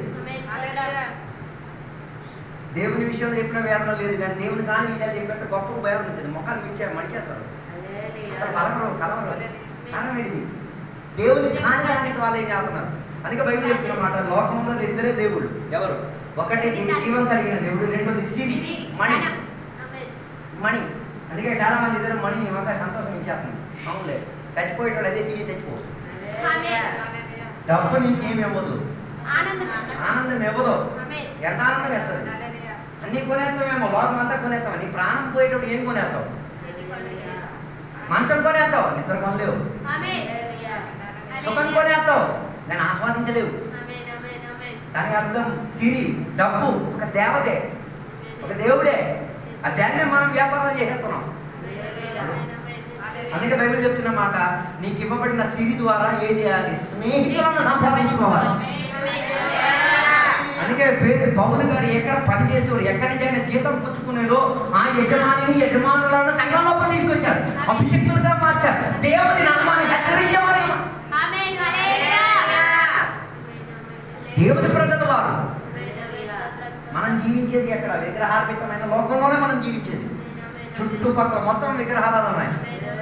మనం వారిని కించపరచట్లేదు, అవమానపరచట్లేదు, వారి విశ్వాసాన్ని కించపరచలేదు. నేను దాన్ని నేను చేయట్లేదు, గ్రహించటం లేదు, నేను దానిని విశ్వసించట్లేదు. అది నాకున్న నమ్మకం. అందుకే ఈ కాలంలో దేవుని యొక్క ప్రజలని చెప్పి దేవునితో నడుస్తున్నారని చెప్పేసి దేవుడు కాని వాటికన్నింటికి వాళ్ళు ఏం చేస్తున్నారు? ప్రాధాన్యత ఇచ్చి తిరుగుతున్నారు. అదే కదా, పుట్టినరోజులు, చావు రోజులు, mother's day, father's day, maturity function, ఇంకేం ఫంక్షన్, ఇవన్నీ సంఘంలో తెచ్చేస్తున్నారు. చర్చి పుట్టినరోజు, చర్చి సత్యం రోజు, చర్చి స్థాపించిన రోజు, చర్చి రేకేసిన రోజు, చర్చి డాబా పీసి మీకిన రోజు, చర్చి తవ్విన రోజు, రేపు ఇంకేమేం కావాలి?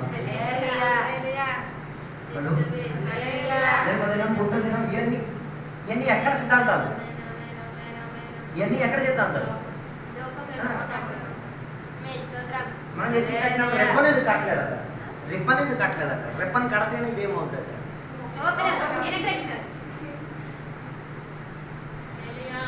మన పద్ధతి కాదు. రెప్పని కట్టుకుని ఏం చేసుకునేది?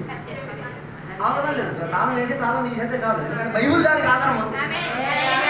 పరలోకపు తాళం నీ చేతికి ఇవ్వబడి ఎలా అలాగన్నప్పుడు ఎక్కడున్న తాళం నీ చేతి రాదు. దేవుని ప్రజలు దేవునితో నడితే దేవుని యొక్క అనుష్ఠానాన్ని ఏం చేయండి. దీనికి ఆధారం లేనివన్నీ వేరు. అందుకే అక్కడ చెప్పిన మాట, దేనికి అగ్రిమెంట్? 16వ వచనం, దేవుడి ఆలయమునకు విగ్రహములతో ఏం పొందిక? ఓ లార్డ్, రెండిటికి అగ్రిమెంట్. దేవుని ఆలయం అని చెప్తున్నారు, విగ్రహాన్ని కూడా స్థాపించారు. తర్వాత చెప్పేస్తున్నాం ఏంటి? దేవుడు మనలో నివసించరు. హలో, దేవుని ప్రజలై తీరాలి, దేవుని ప్రజలుగా వేరుగా విడిగా ఉండి తీరాలి. నేను నమ్ముతున్నాను, దేవుని ప్రజలు కట్టుకున్న ఇల్లు దేవునికి అనుకూలంగా ఉంటుంది. అందరూ ఇల్లు కట్టుకున్నారు, ఏమో ప్రార్థన కట్టు. హలో, దేవుని యొక్క ప్రజలు అయితే దేవుని ప్రజలకున్న జీవిత విధానం వేరే ఉంటుంది. దేవుని ప్రజలు ఏం చేసినా వారి జీవిత విధానంలో ఏముంటుంది?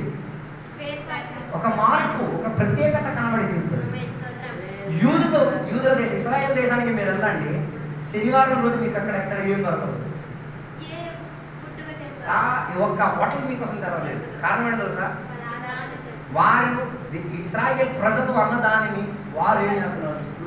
అందుకే వారి దేశానికి వచ్చిన అతిథులు, టూరిస్టులకి వాళ్ళు ఏం చేస్తారో తెలుసా?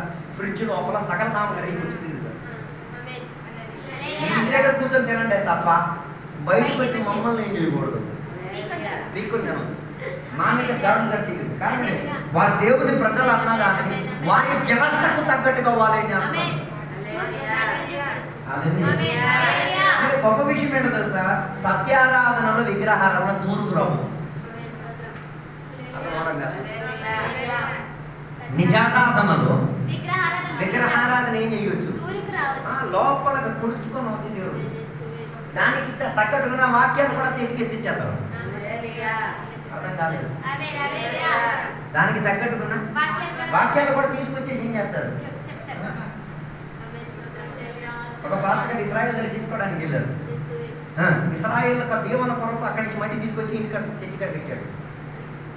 దేనికి తెచ్చామంటే ఇశ్రాయేల్ దీవెన కొరకు నేను ఇక్కడ తెచ్చాను. మరి ఎక్కడ మట్టి?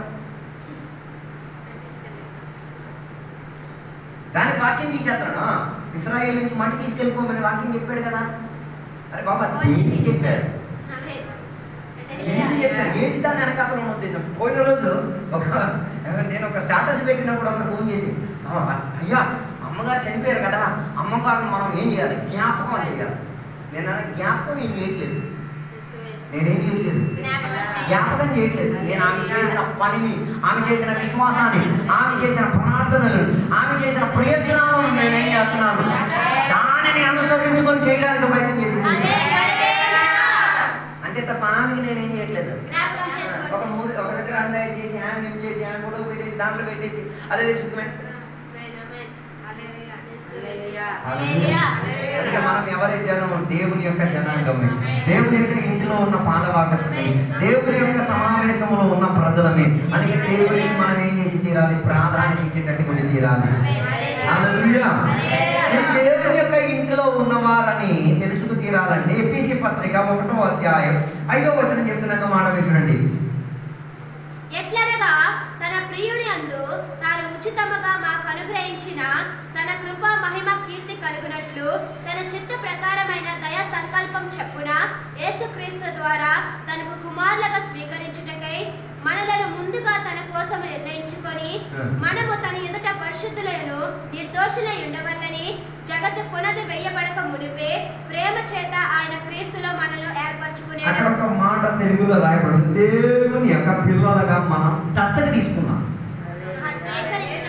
స్వీకరించడం ఆ పదం కాదు, దేవుని యొక్క పిల్లలమే. కానీ మనం ఎలా దత్తత తీసుకున్నాం? దేవుడు మనం అభిమానంతో చెప్పండి, దేవుని పెట్టండి, దేవుని పెట్టండి. దత్తత తీసుకోబడి పెట్టండి. ఒరిజినల్ పెట్టలు ఎవరు? ఇశ్రాయేలీయులే ఒరిజినల్ పెట్టదు. మనం దత్తత తీసుకున్నాం. దత్తత తీసుకున్నాం. ఇప్పుడు ఒక పిల్లనో కొడుకునో కూతురునో ఒక కుటుంబం, ఒక భార్య భర్త దత్తత తీసుకోవాలంటే ఏం చేయాలి? ముందు ఆస్తి మొత్తం ఎవరి పేరు మీద రాయాలి? దత్తత తీసుకున్న పేరు మీద రాయాలి. అప్పుడు ఆ దత్తత తీసుకున్న వాడికి తెలుసు నా మీద ఏముంది, ఆస్తి మొత్తం ఉంది. ఆడికి 2 ఛాన్సెస్ ఉన్నాయి. ఒకటి, ఆడ అమ్మ నాన్నకి లోబడి ఆ దత్తుని సంపాదించుకోవచ్చు. రెండోది, అమ్మ నాన్న చెప్పేసిన ఓడేసైనా కూడా దాన్ని ఏం చేయవచ్చు? దేనిని దత్తత్వానికి వారసత్వం అని చెప్పుకునేది? లోబడి ఉండి నాన్న దగ్గర నుంచి ఆస్తిని పొందుకుంటే ఆ దత్తత్వానికి ఏమి ఇచ్చినట్టు? ఇల్లు ఇచ్చినట్టు. అదే మరుగా ఆలోచించాడు అనుకో, అదే మా అమ్మ నాన్న తోలేస్తాను, వాళ్ళకి సెకండ్ హ్యాండ్ షోరూమ్లో పడేసి నేను ఈ ఆస్తి మొత్తం కాచేస్తాను, నువ్వు ఆ దత్తత్వానికి ఏమి ఇవ్వట్లేదు, ఇల్లు ఇచ్చిపోతుంది. దాని అర్థం దేవుడు నిన్ను దత్తత తీసుకున్నాడు. ఆయన మన ఆస్తి మొత్తం నీ పేరు మీద రాసేసి నీకు దత్తత తీసుకున్నాడు. ఇప్పుడు నువ్వు దేవుని పెట్టని అభిమానిస్తున్నావు కదా, నువ్వు దత్తత తీయబడినాడు. అందుకే దత్తత తీయబడిన పిల్లలు సొంత పిల్లల మధ్య ఏముంది? తేడా.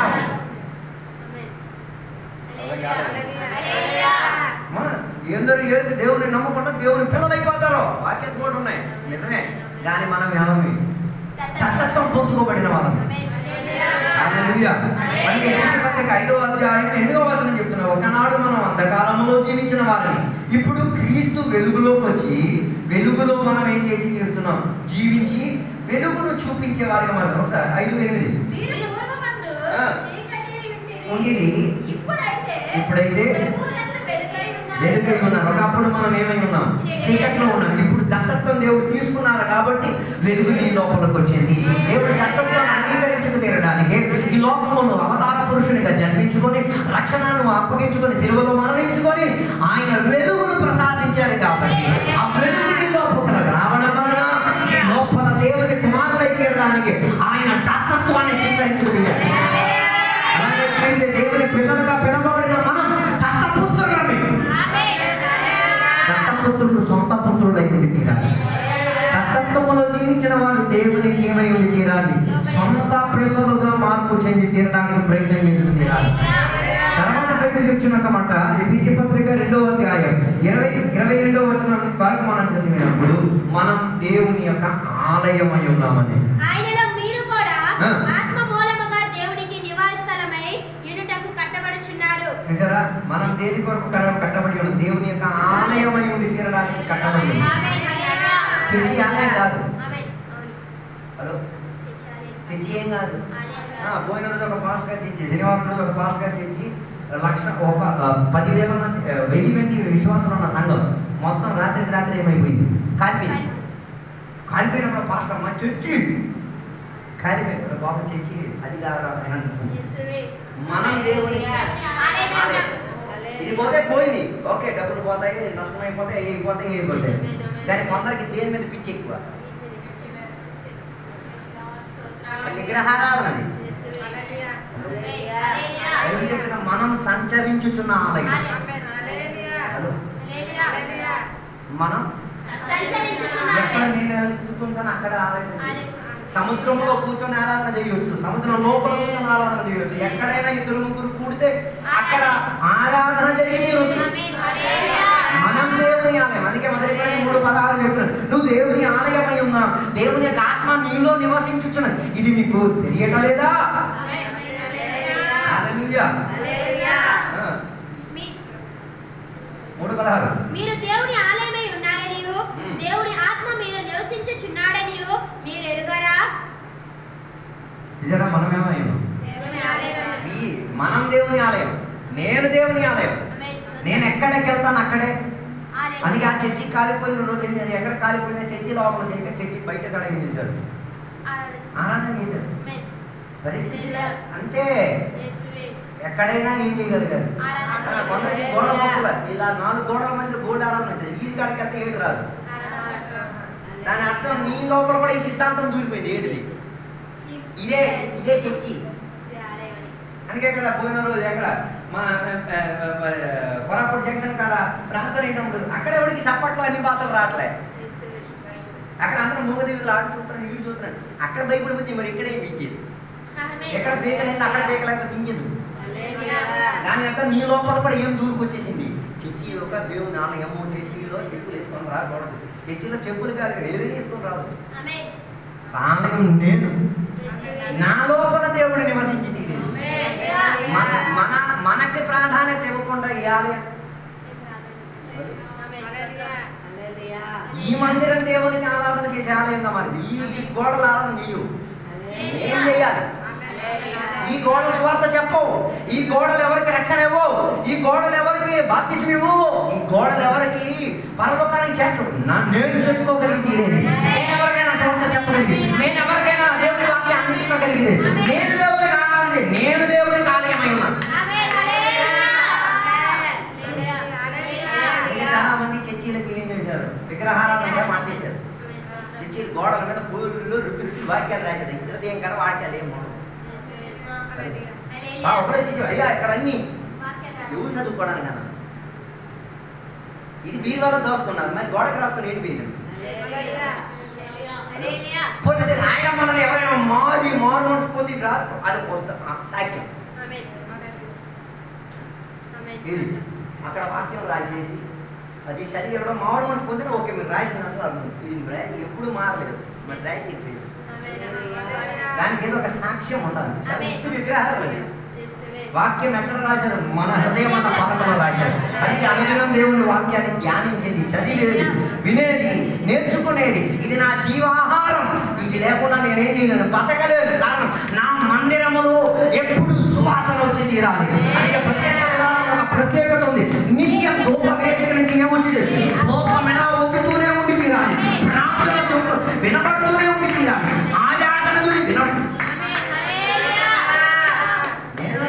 చర్చికి వచ్చినప్పుడు నా అన్ని భాష చెప్పడం కాదు. చర్చిలో కూర్చొని అన్ని వేసి తీయాలి. ఎప్పుడు నేను వెళ్ళాలి, స్తుతులు చింపేవాడిగా ఉండి తీరాలి.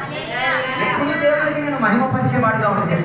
ఎప్పుడు దేవుడికి ఆరాధన. ఆలయం నేను. అందుకే యెరూషలేము దేవాలయానికి వెళ్ళి దేవాలయాన్ని ఏం చేశారు? శుద్ధిపరిచారు. దేవాలయాన్ని శుద్ధిపరిచేసి ఏం చేశారు? ఉన్న జంతువులను మొత్తం ఏం చేశారు? బయట తోలేసి. ఎందుకు దేవుడు అలా చేశారు? ఎందుకు దేవుడు అలా చేశారు? ఒరే ఇవి కాదురా ఆరాధన చేయాలి, నువ్వు ఆరాధన చేయాలి. యాజకులు మీరు చేయాలి, ప్రజలు మీరు చేయాలి. అందుకే ప్రజలకి దేవుడు సందేశం ఇచ్చారు. ఏమని? ఈ ఆలయం కాదు, నువ్వు ఆలయంగా మారాలి. నువ్వు దేవుని ఆలయాన్ని నీవే ఏం చేస్తున్నావు? దొంగల మూటగా మార్చేసావు. యెరూషలేమని కాదు, ఆ లాలని. ఆ లాల ఎలా తయారయ్యారు? దొంగలా తయారయ్యారు. కోనుకుల కోసం కొట్టులాడారు.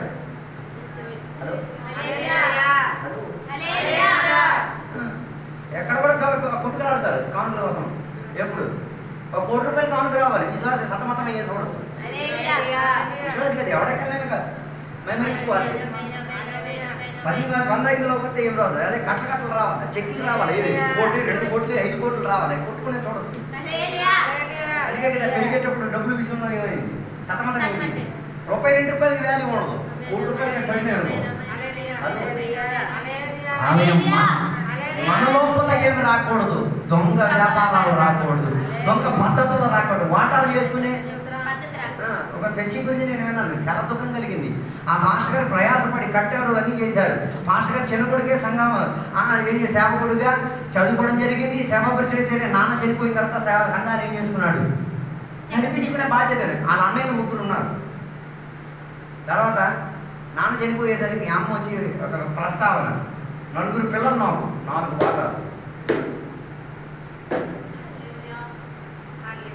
సంఘంలో నుంచి వచ్చిన బియ్యం 4 వాటాలు, సంఘం నుంచి వచ్చిన కోనకు 4 వాటాలు, సంఘం నుంచి వచ్చిన ఏ పట్టుబడికి 4 వాటాలు, సంఘం నుంచి వచ్చిన ఆస్తిని కూడా 4 వాటాలు చేసి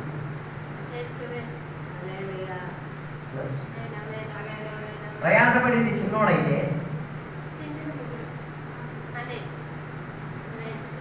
తర్వాత ఆరాధనలు, గొప్ప అభిషేకము, గొప్ప వ్యాపారాలు, గొప్ప ఆయన దుఃఖమైపోయి వేదంతా చేస్తున్నాడు. కానీ ఆయనకి ఏం లేదు, బాధ లేదు. నా సహోదరులే కదా, పోయి తిని పోని. ఎందుకలా రావడానికి ఉన్న కారణం, ఎందుకలా రావడానికి ఉన్న కారణం, వారు దేవుని ఆలయం అన్నది వారు మర్చిపోయారు. అందుకే ఆలయాలు ఇప్పుడు ఏమైపోయింది, బిజినెస్ కేంద్రాలుగా మారిపోయింది. అమ్మడం, కొనుక్కోవడం అన్నది ఎక్కడికి వచ్చేసింది, మనిషి హృదయం లోపలికి వచ్చింది. అక్కడ చర్చి లోపల కాదు.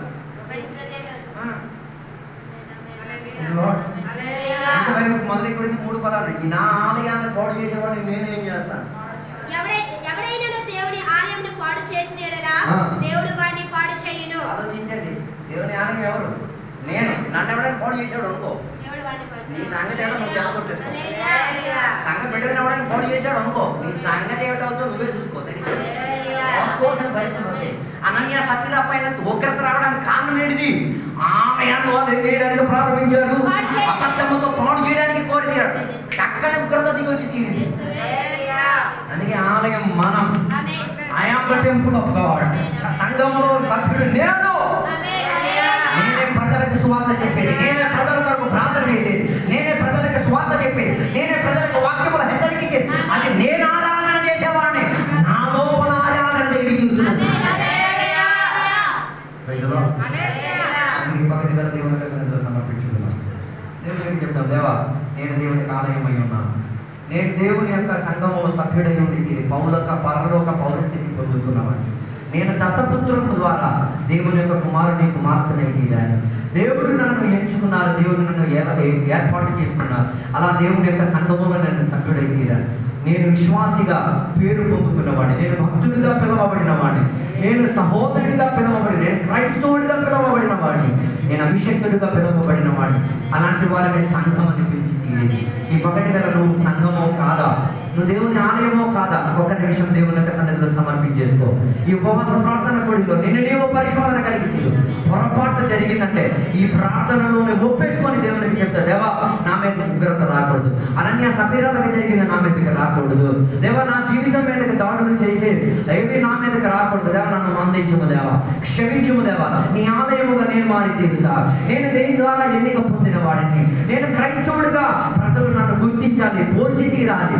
నేను దేవుని యొక్క సహవాసమును పానభాగస్తుడిని, నేను దేవుని ద్వారా ఎన్నిక పొందిన వాడిని, నేను దేవుని యొక్క సహోదర బంధములో వచ్చిన వాడిని, నేనే దేవునికి పిలవబడిన జనాంగమని దేవుని యొక్క వాక్యం లెక్కింపబడి తీరింది. ఈ పగటి గల దేవుని యొక్క సన్నిధిలో సమర్పించుకుందాం. పరిశుద్ధుల మహోన్నతుల దేవానికి వందనాలు. ఈ పగటి గల దేవాని సందేశము, దేవా నీవు చెప్పిన ప్రణాళిక ప్రకారంగా ప్రజలకు అందించి తీరాలి. ఎవరు సంఘం అని, ఎవరు సంఘం కాదని, దేవా సంఘానికి పిలిచి పేరెట్టిదని, సంఘం మంచి పని కొరకు పిలవబడిన వారు, మంచి పరిచర్య చేసి తీరాలి, మంచి పనులు మంచి సక్రియలు చేసేవారిగా ఉండి తీరాలి. దేవుని యొక్క పిల్లల పోలికగా, దేవుని యొక్క దత్తత్వం ద్వారా పిల్లలుగా మారి తీరిన వాళ్ళని దానికి తగ్గట్టున్న దత్తత్వానికి విలువించి తీరేటట్టుగా మమ్మల్ని సహాయం దయచేయండి. ఈ పగటి వేళ వాక్య సందేశం చెప్పబడి తీరేటప్పుడు దేవా ఎక్కడైనా మా మనసాక్షి మమ్మల్ని పుడిచి ఉంటే, వేదన పరిచి ఉంటే, గాయపరిచి ఉంటే, అది మాకు పశ్చాత్తాపానికి కారణకాలుగా మారి తీరాలి. అది మా జీవితం దేవునికి అనుకూలపడి తీరేటట్టుగా, దేవుని యొక్క సాక్షిగా జీవించి తీరేటట్టుగా, దేవునిలో అనురూపుడుగా మారి తీరేటట్టుగా, మా మనసు శరీరం ప్రాణం దేవ అంగీకరణ కలిగి తీరేటట్టుగా, పశ్చాత్తాపడి తీరేటట్టుగా, ఒప్పుకు తీరేటట్టుగా భాగ్యం నాకు దయచేయండి. దేవా ఇంతసేపు మాతో వాక్యాల ద్వారా మాట్లాడినందుకు స్తోత్రం. అదే రీతిగా మేము ప్రార్థన చేసిన సకల విషయంలో నీ గొప్ప కార్యాలు జరిగి తీరినందుకు స్తోత్రం. దీవెనలతో నింపినందుకు స్తోత్రం. సహాయపరిచినందుకు స్తోత్రం. మా ప్రార్థనలకు జవాబించినందుకు స్తోత్రం. మా ప్రార్థనకు విడుదల అద్భుతాలు జరిగి తీరినందుకు స్తోత్రం. మా సంఘంలో గొప్ప కార్యాలు చేసినందుకు స్తోత్రం. రాబోయే రోజుల్లో ఉన్న కోడికలను దీవించండి. వచ్చిన సంఘ బిడ్డలందరినీ కూడా దీవించండి, ఆశీర్వదించండి దేవా. వారి జీవిత స్థితిగతి ఇప్పుడున్నట్టుగా కాదు, మార్పు చెందిన చర్యగా మారి తీరాలి. అభిషేకం వ్యాపరించి తీరాలి. దేవుళ్ళతో విప్పినందుకు స్తోత్రం, సహాయపరిచినందుకు స్తోత్రం. యేసు నామమున అడిగి పెడుకున్న పరమ తండ్రి, తండ్రి యొక్క కుమారుడు పరిశుద్ధాత్మక సావాసం ఇప్పుడు వెళ్ళప్పుడు ఇక్కడికి వచ్చిన భక్తులతో దేవా నీ రెండు రాకడ వరకు తోడేయునుగాక. యేసు రక్తమే జయం, యేసయ్య వాక్యమే జయం, యేసయ్య నామమే సంపూర్ణ విజయం కలుగునుగాక. గట్టి శబ్దంతో ఒకసారి హల్లెలూయా, హల్లెలూయా, హల్లెలూయా, హల్లెలూయా. దేవుడు మన ప్రార్థన ఆలకిన దేవుని సమయంగా దేవుడు మనకి విడుదల ఇచ్చినందుకు దేవుని సమయంగా మన కోడికల మూలంగా దేవుడు మనకి ఆరాధనగా మార్చినందుకు సమయంగా దేవుడు సంగతి కూడా దీవించడానికి వస్తే దేవుడు మీద దీవించుకున్నాడు.